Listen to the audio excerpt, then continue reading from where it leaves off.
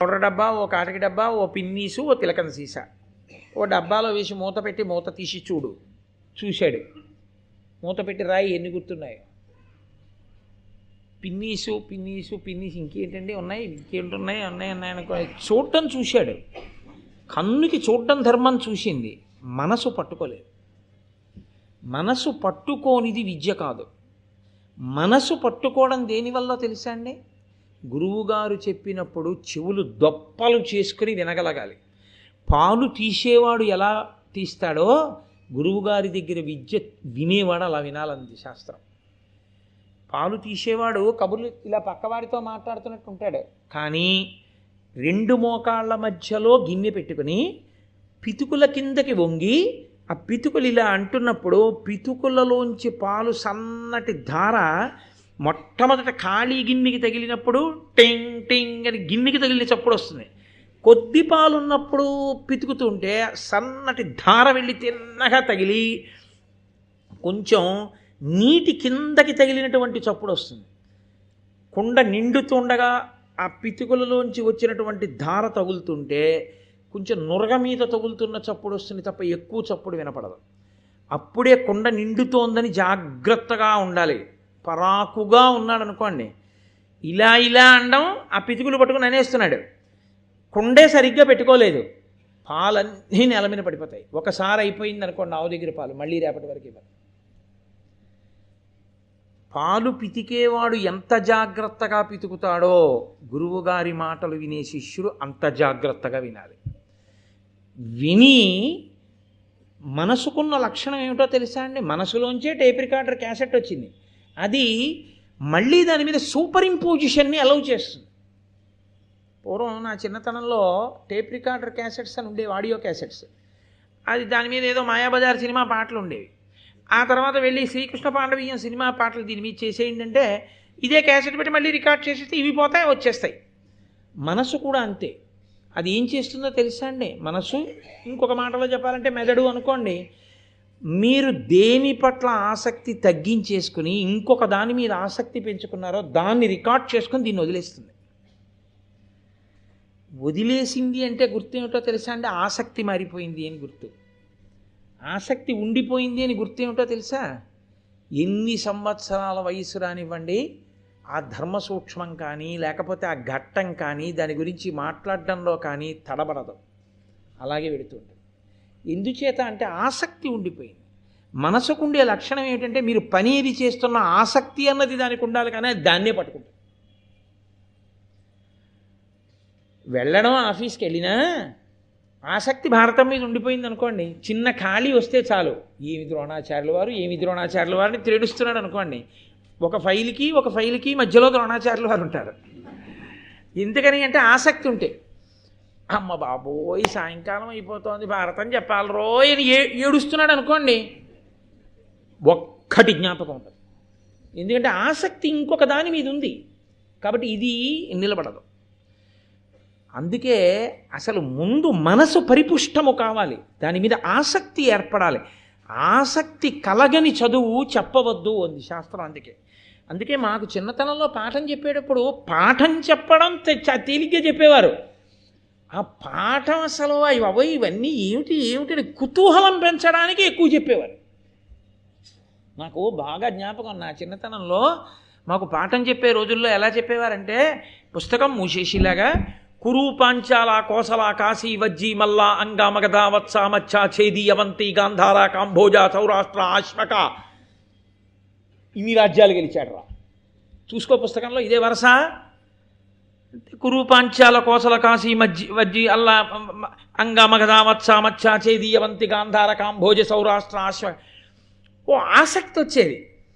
అబ్బా ఈయన ఎలాగ చెప్పేస్తారో అలా మనం కూడా ధారణ చేయలేమా? అంతే. ఇంక తెల్లవారుజామున కురు పాంచాల బాసి వజ్జీ బల్లాంగా మగధామత్ సాచేది ఆసక్తిని ముందు సృజించేవారు.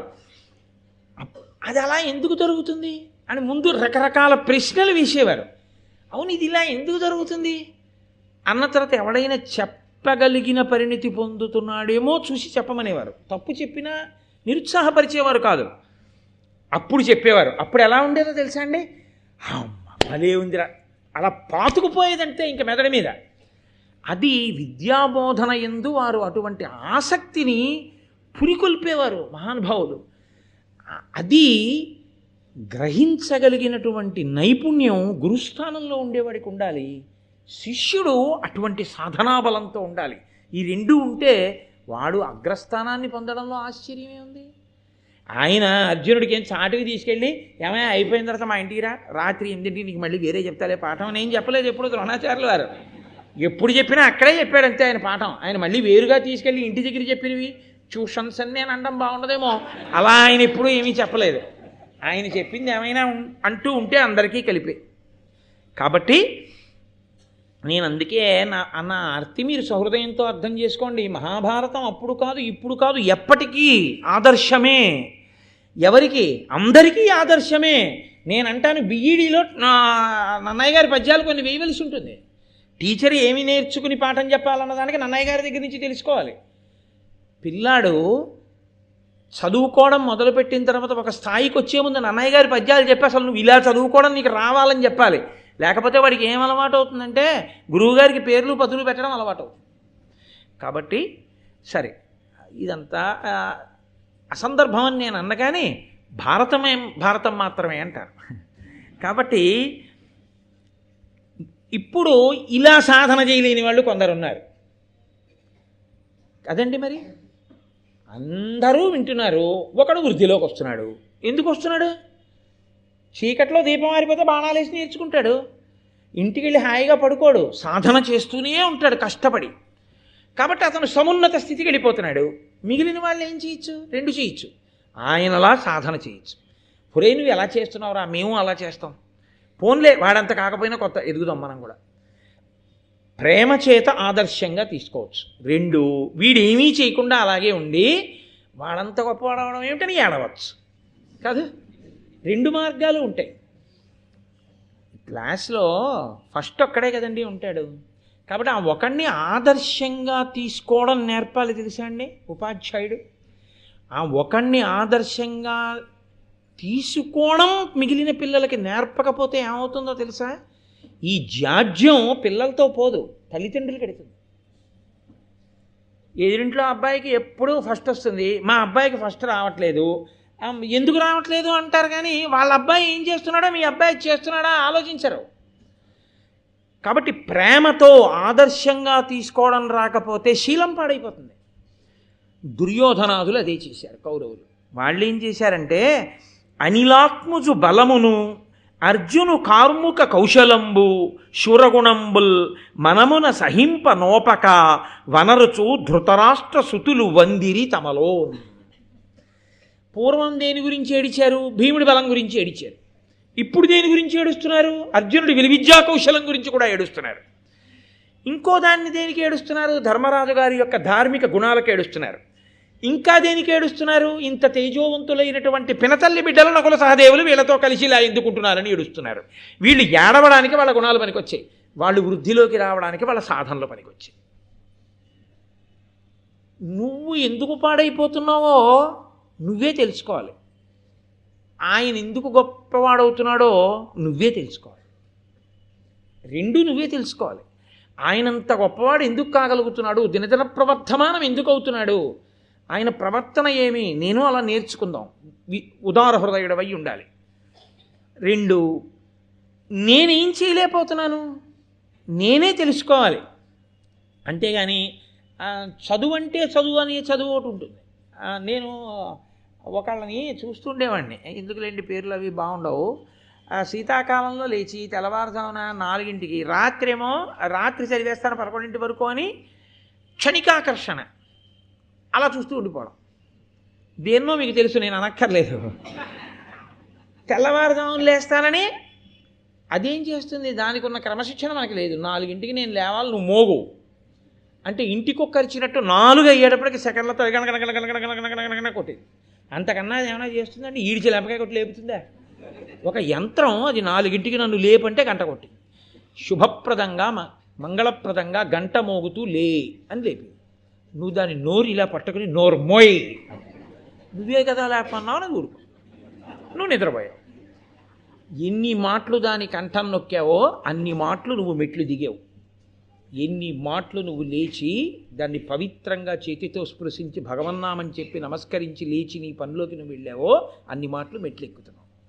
లేవలేని వాడి అలారం ఎందుకు, అలారం పెట్టుకున్న వాడివి నిద్రపోవడం ఎందుకు? రెండూ తప్పులేక. ఇది సాధన లేకపోవడం, పైగా పక్కవాడి మీద ఏడుపు ఎందుకు? ఈ అసూయ అన్నది ఒకటి వస్తే వచ్చేవి జారుడు మెట్లే. నన్నయ్య గారు ఏదో సరదాకి రాసిన పద్యాలని మీరు అనుకోకండి. ఎవడి జీవితంలో వృద్ధిలోకి రావాలనుకున్నా ఆయన తెర వెనక చేసేటటువంటి సాధనని మీరు గమనించవలసి ఉంటుంది. కాబట్టి ఆ సాధన అన్నదే అంత అవసరం.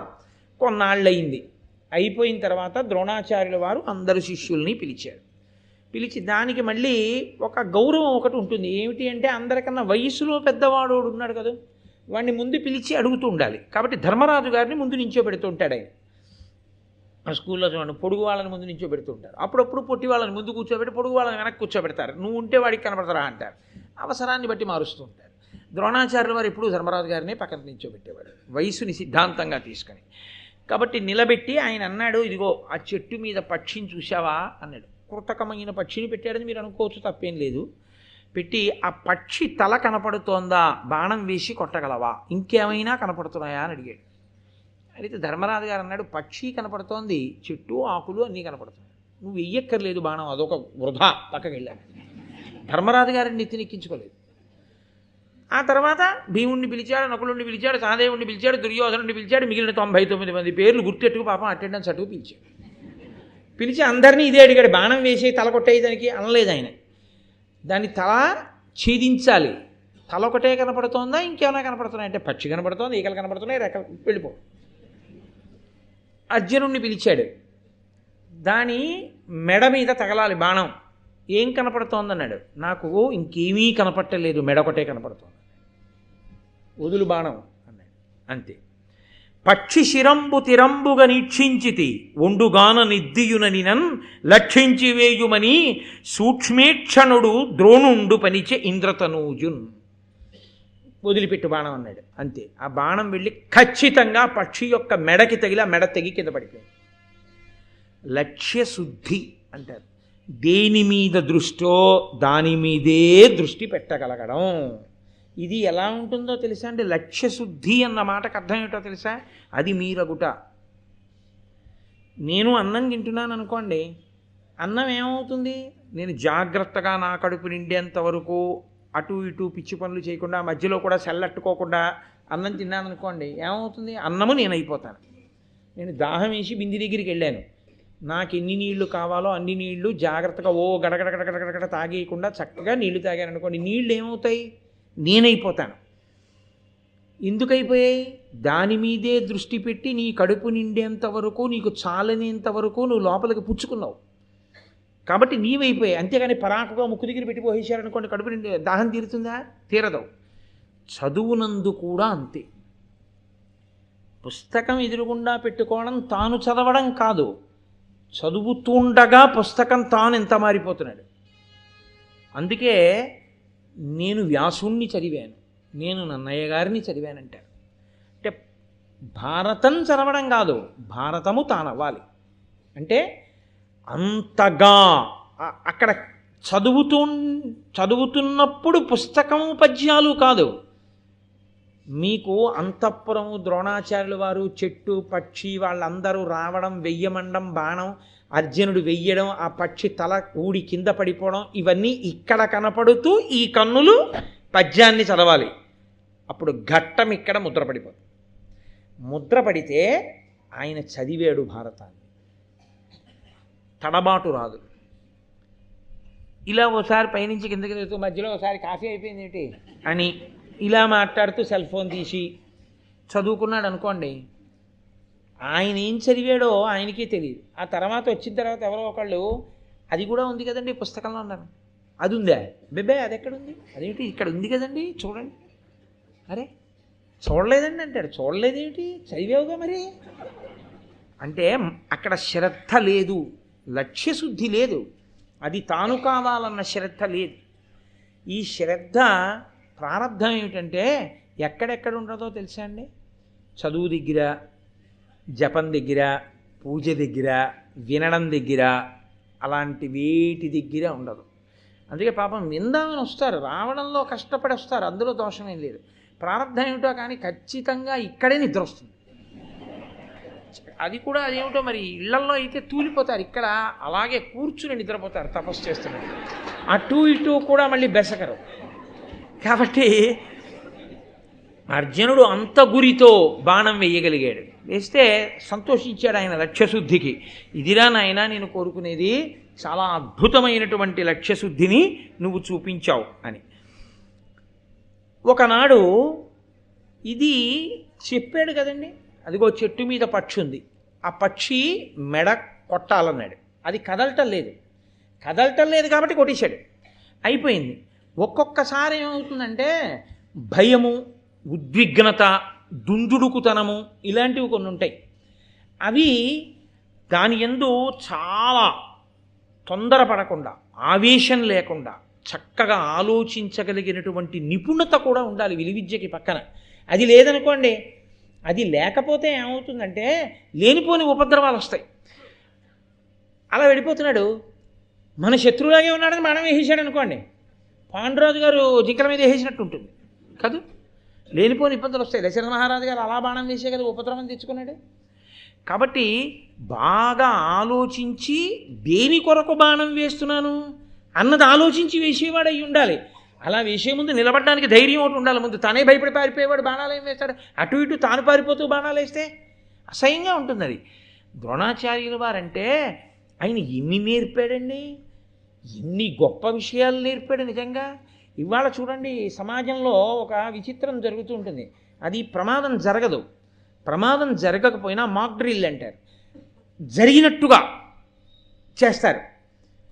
చేస్తే నిజంగా అక్కడ అలాంటి ఉపద్రవం ఏదైనా జరిగిందనుకోండి, జరిగితే రక్షణ వ్యవస్థ అంతా కూడా ఎంత సిద్ధంగా ఉంది అన్నది చూడడానికి చూస్తారు. ఏదో ఫైర్ ఎక్స్టింగ్విషర్ ఉంది, దాన్ని ఎత్తి కింద కొడితే ఆ లోపల ఉన్న కార్బన్ డైఆక్సైడ్ అందులోంచి బయటకు వస్తుంది. ఫైర్ ఎక్స్టింగ్విషర్స్ ఉన్నాయి, అగ్నిమాపక యంత్రాలు, సిబ్బంది ఉన్నారు. కానీ ఎప్పుడు 5 ఏళ్ల నుంచి అక్కడ ఏం అగ్ని ప్రమాదం జరగలేదు భగవంతుడి దయ వల్ల. రీఫిల్ ఒకటి ఎప్పుడు మార్చాలో అప్పుడు మార్చేస్తున్నారు 3 నెలలకు ఒకసారి. కానీ నిజంగా అగ్ని ప్రమాదం వచ్చిందనుకోండి, బెల్ ఒకటి కొడతారు. ఆ బెల్ కొట్టగానే ప్రతి చోట దాన్ని, ఆ ఫైర్ ఎక్స్టింగ్విషర్ని, అగ్నిమాపక యంత్రాన్ని తీసి నేలకేసి కొట్టాలి. దాని నాబ్ వెళ్ళి ఆ గొట్టాన్ని వెళ్ళి లోపల కొడుతుంది. లోపల ఉన్న కార్బన్ డైఆక్సైడ్ సిలిండర్ బద్దలైపోయి కార్బన్ డైఆక్సైడ్ పైకి వస్తుంది. వస్తే మంట ఆరిపోతుంది. అది వీడికి గుర్తుందో లేదో అని ఏం చేస్తారంటే, అగ్ని అంటుకోకపోయినా వీళ్ళే ఎక్కడో ఏ గడ్డో అంటించి ఫైర్ బెల్ కొడతారు. ఆ బెల్ కొట్టారంటే అందరూ గబగబా దీన్ని పట్టుకుని పరిగెత్తాలి.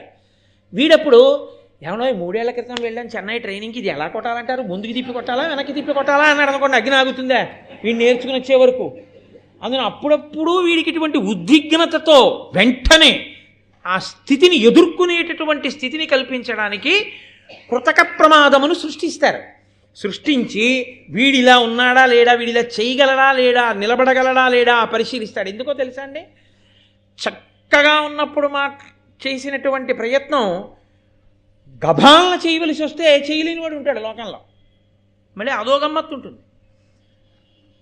మీరు బాగా ఏమండోయ్ రేపు 100 మీటర్లు పరిగెత్తాలి అన్నారనుకోండి, 6 నెలల నుంచి పరిగెత్తి పరిగెత్తి పరిగెత్తి పరిగెత్తి సాధన చేసేసి పరిగెత్తవలసిన రోజున 100 మీటర్లు దుడుక్కులు పరిగెత్తిస్తాడు. ఓ 3 నెలలు పోయిన తర్వాత ఇవాళ నువ్వు ఇప్పుడు పరిగెత్తాలి అన్నారనుకోండి, ఆ మాట మీరు ముందు చెప్పలేదు, ఇప్పుడు ఎక్కడ పరిగెత్తగలం, కడుపు ముందుకు సాగిపోయింది. ఆ ఒక్కసారి పరిగెడితే చాలనుకున్నాను, అస్తమానం ఇలా పరిగెత్తమంటారని నాకేం తెలుసు అన్నాడు అనుకోండి. ఎలా అంటే అప్పుడు పనికి రాలేదు ఆయనకి, ఎప్పుడో పనికి వచ్చిన వాడని అనుకున్నా, ఇప్పుడు పనికిరాని వాడు అయిపోయాడు ఆయన. అలా వీళ్ళు అటువంటి స్థితి కలిగితే నిలబడగలిగిన వాళ్ళేనా ఈ శిష్యులు?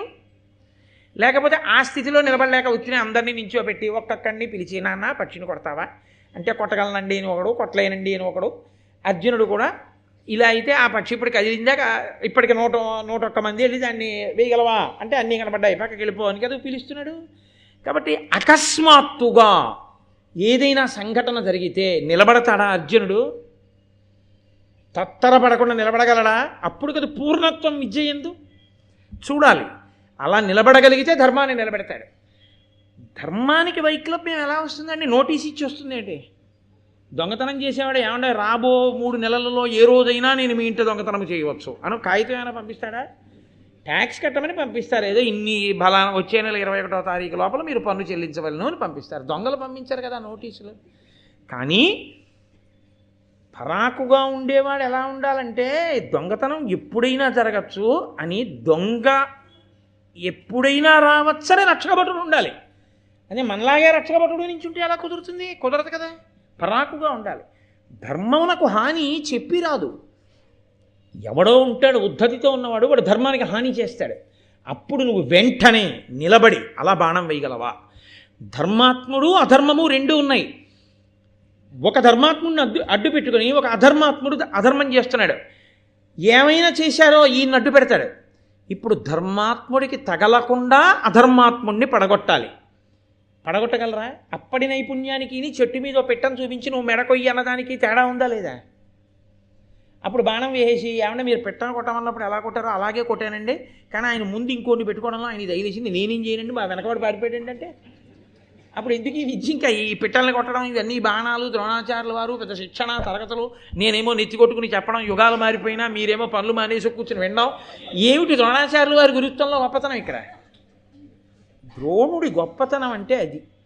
ఇచ్చట మొసళ్ళు ఉన్నవి ఈత కొట్టరాదు అని బోర్డు ఉంటుంది కొన్ని చోట్ల. మీరు చూసారో లేదో, హైదరాబాద్ నుంచి నాగార్జున సాగర్ నుంచి వచ్చేస్తుంటే మంచి గోదావరి ప్రవాహం కనబడుతుంది. ఎవరికైనా ఉత్సాహం వస్తుంది ఒకసారి గోదావరిలో దిగుదామని. కానీ అక్కడే మొసలి బొమ్మేసి, ఒకవేళ వీడికి చదువు రాదేమో అని ఓ పెద్ద బోర్డు ఎడతారు, ఇచ్చట మొసళ్ళు విరివిగా ఉన్నవి నీట ఎందు దిగరాదు. వాడు దూరం నుంచి చూసి వెళ్ళిపోతాడు. ఆఖరికి ఎండుటాకు తగిలిన ఏమైనా నేల మీదకి వచ్చిందేమో అని కారులోనే కూర్చొని అద్దంలోంచి చూసి వెళ్ళిపోతాడు కదా. అలా ఆయన ద్రోణుడు అంటే సామాన్యమైన గురువు అండి. గురువుల వైభవం అంటే ఏమిటో మీరు గమనించాలి. ఆయన ఒక రోజున నదీ స్నానానికి వెళ్ళాడు. ధర్మం అన్న మాటకు అర్థం ఉంది. గురువుగారు నదీ స్నానానికి వెళ్ళి నేను నదీ స్నానం చేసి వస్తానన్నారు అనుకోండి, వెళ్ళి తొందరగా వచ్చేయండి గురువుగారిని, వీళ్ళు పడుకోకూడదు, వచ్చాక లేపండి అని. గురువుగారు వెళ్తున్నారంటే మనం వెళ్ళాలి. గురువుగారు వెళ్తుంటే మనం వెడితే మనం ఏం చేస్తాం? స్నానం చేసిన బట్ట మళ్ళీ కట్టుకు రాకూడదు. నది కడితే వేరు బట్ట పట్టుకెళ్ళి ఆ బట్ట కట్టుకుని ఈ బట్ట విడిచిపెట్టి దాన్ని ఆ బట్ట పట్టుకుని రావాలి. అంతే, మళ్ళీ నదిలో విడిచేయకూడదు, ఇంటికి వచ్చి ఉతుక్కోవాలి. గురువుగారి బట్టలు గురువుగారే పట్టుకుని వెళ్ళిపోతున్నారు అనుకోండి, ఇంకా గురువుగారి శిష్యుడు ఏంటి? గురువుగారి బట్టలు, గురువుగారి ఆచమన పాత్ర, కలశ పాత్ర ఆయనే పట్టుకుని వెళ్ళిపోయి ఆయనే ఆ బట్టలు తుక్కుని ఆయనే ఆ నీళ్ళు పెట్టుకుని ఆయన వచ్చేస్తే వీళ్ళు చేతులు ఉంటే గురుగారు గురుగారు అని కనపడ్డ అనుమానాలన్నీ అడగడం మొదలెట్టాడు అనుకోండి. ఆయన ఏదో మార్నింగ్ వాక్ చేసుకుందామని వెళ్ళాడు. మార్నింగ్ వాక్ చేసేవాడు మాట్లాడకూడదు కదా, ఆయన వచ్చేయాలి. అమ్మ భలే చేరగా దొరికాడరా ఇక్కడే మనకని చెప్పి అప్పుడు నీకున్న అనుమానాలన్నీ ఇప్పుడు అడగమన్నా భారతం మీద రామాయణం మీదను ఎక్కడ అడగాలో అక్కడ అడగా. ఆయన ఏదో కూరలు కొనుక్కుంటున్నాడు రైతు బజార్లో, ఏమంటే మొన్న చెప్పిన భారతంలో అని అప్పుడే మొదలెట్టడం. ఆయన ఏ పని మీద ఉన్నాడో దానికో స్థితి ఉంటుంది, దానికో సమయం ఉంటుంది, దానికో సందర్భం ఉంటుంది. ఆయన ఏమనుకుంటాడు? నా ప్రారంభం కొద్దీ చెప్పాను రా భారతం, ఇది ఎక్కడ కూడా అనుకోడు. కాబట్టి ఎక్కడ ఎలా తర్ఫీది ఇవ్వాలో అలా ఇవ్వాలి ఆయన గురువు అంటే. అంతేకాని ధనుర్వేదం నేర్పినవాడు అలా చెట్టు మీద బొమ్మని పెట్టి కొట్టేయండి అంటే కొట్టేస్తే మీరు అందరూ బాగా కొట్టేశారు అని వెళ్ళిపోమంటే ఎలా ధర్మం నిలబెడతాడండి అర్జునుడు? అందుకని ఆయన ఒక గొప్ప పరీక్ష పెట్టాడు. ఆయన స్నానానికి వెళ్ళాడు, వీళ్ళు స్నానానికి వెళ్ళారు. ఆయన అన్నాడు నేను ముందు స్నానం చేసేస్తాను అని. ఆయన అనక్కర్లేదు, వాళ్ళే అనాలి. ఎందుకంటే గురువుగారు స్నానం చేసిన తర్వాత పవిత్రమైన నీళ్ళల్లో శిష్యులు చేయాలి కదా. గురువుగారు అంటేనే పవిత్రమని గుర్తు. కాబట్టి గురువుగారు ముందు స్నానం చేయాలి. కాబట్టి గురువుగారు స్నానానికి దిగి ఆయన స్నానం చేస్తున్నాడు. ఉరే నా కాలు మొసలు పట్టేసింది రా అనో పెద్ద కేకేశాడు ఆయన. అని ఉరే రక్షించండి రా అన్నాడు. మొసలు పడితే నీళ్ళల్లోకి లాగేదండి. మొసలి పట్టుకుంటే చెట్టు మీద పిట్ట కూర్చున్నట్టు కనపడుతూ కాలుని అందరికీ కనపడేటట్టుగా గురువుగారి కాలు పట్టుకుని కరకరా నవ్వులుతూ తింటుందేమిటి? గురువుగారి కాలు నీళ్లల్లో ఉంది, మొసలి నీళ్లల్లో ఉంటుంది. నీళ్లలో ఉన్న మొసలి గురువుగారి కాలు కొరుకుతోంది.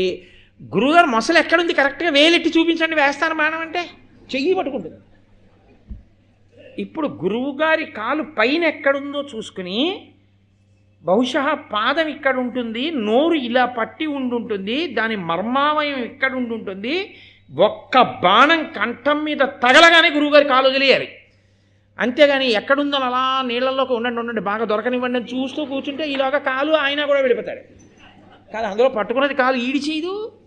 సూక్ష్మ బుద్ధితో గ్రహించి బాణం వేయాలి. అంతేకాని అది గురి చూడడంలో గురువుగారి కాలొక్కటూ చూసి తొందరపడి వేసేశాడు అనుకోండి, ఉన్న దీనికి తోడు ఈ బాణం ఒట్టెళ్ళి గుచ్చుకుంటుంది ఆయన కాలుకి. నిజంగా ద్రోణుడికి చాలా కష్టమైనటువంటి వ్యవహారమే. ఎందుకంటే ఎవడో దుందుడుకుగా శిష్యుడు బాణం వేశాడు అనుకోండి, ఆ కాలు పోతుంది. అయినా పణం పెట్టాడు ఆయన. ఎందుకు నమ్మకం? వెయ్యగలడు నా శిష్యుడు అర్జునుడు, ఎంత కాపాడగలడో, ఆర్తితో ఉన్న వాళ్ళని రక్షించగలడు, ఆ నిపుణత ఉన్నది, అలా వెయ్యగలడు బాణం చూస్తున్నాడు. కాబట్టి దానిన్నేరక అందరున్ వివశలైతారున్న అన్నిరిలో కానంగాని శరీరముంగల మహోగ్రగ్రాహమున్ గోత్రభిచ్చు నుండేను శరీరం శరంబులన్ విపుల తేజుండేసి శక్తిన్ మహాసేన ప్రఖ్యుడు ద్రోణు జంగ విడిపించన్ విక్రమం బొప్పగన్. మిగిలిన వాళ్ళందరూ రక్షించండి రక్షించండి అంటే గబగబా వెళ్ళిలా చూసి, పట్టుకున్న మొసలు కనపట్టలేదు, వేసేద్దాం కానీ బాణం. నీళ్లలో ఉంది మొసలి, ఎక్కడుంది మొసలి? కనపడితే కదా మనం బాణం వేయడానికి. చెట్టు మీద పెట్ట నేర్పారు గురువుగారు, పట్టుకున్నది అలా పెట్టే ఏదైనా పట్టుకుంటే కొడతాం, మొసలి పట్టుకుంటే ఏం పడతాం? పోనీ మనము దిగుదాం అంటే మన్నట్టుకుంటే ఎవడో దిగడు, మాకు మొసలి కనపట్టలేదు, బాణం వేయడు. అందరూ పైగా గురువుగారిని మొసలట్టేసుకుందని భయపడిపోయి అందరూ పక్క అటు ఇటు పోయారు. అర్జునుడు మాత్రం వెంటనే వచ్చి గురువుగారి కాలు పట్టుకున్నప్పుడు పైకి ఉంటుంది కదండి, తొడా మోకాలును, అవి ఎక్కడున్నాయి, నిలబడిన తీరు పట్టి గురువుగారి యొక్క పాదం ఎక్కడుంది, మొసలి నీటిలోంచి వచ్చి పట్టుకున్నప్పుడు గురువుగారి పాదం దగ్గర పిక్కని ఎక్కడ పట్టుకుని ఉంటుంది, పిక్కని పట్టి ఉంది కాబట్టి పాదానికి ఇంత దూరంలో మొసలి నోరు ఉంటుంది, పట్టుకుని ఉంది కాబట్టి కదలకుండా ఉంది. ఒక్క బాణం వేసి కొడితే అది వెంటనే బాధకి ఇంకొంచెం గట్టిగా పాదం పట్టుకుంటే గురువుగారికి ఆపద వస్తుంది. బాణం మీద బాణం, బాణం మీద బాణం, కన్ను తీసి కన్ను మూసే లోపల 5 బాణములను మర్మస్థానముల మీద కొట్టి నోరు తెరిచి అలా చచ్చిపోయి తేలిపెట్టి కొట్టేశాడు. అంతే. మొసలి ప్రాణం విడిచిపెట్టడం, నోరు తెరుచుకు చచ్చిపోవడం, నీటి మీద తేలిపోవడం అయిపోయాయి. తనని రక్షించుకోలేనివాడా ద్రోణుడు? ఆయన వెంటనే కాలు తీసుకుని పైకెక్కి షహభాష్, ఇది నా నమ్మకం, అందుకు నేర్పాను నీకన్నాడు ఆయన.